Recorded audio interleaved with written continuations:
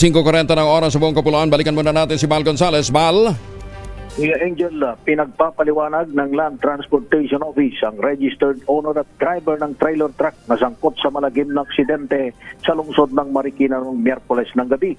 Sa Siokos order na nilabas, sinabi ni LTO Chief Assistant Secretary Vigor Mendoza II na nais mabatid ng ahensya ang nangyari at kung may pagkakamali sa bahagi ng may-ari ng truck sa pagpapanatili ng sasakyan at sa kondisyon ng driver sa panahon ng aksidente.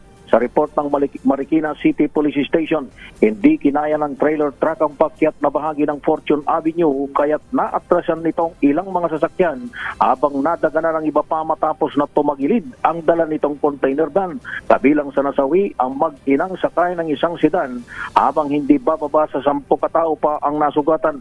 Nasa kustodiya na ng pulis ang driver ng truck na nasampan na rin ng patong-patong na mga kaso. Ako si Bal Gonzales, DZRH, una sa Pilipinas, una sa Pilipino. Maraming salamat, Bal.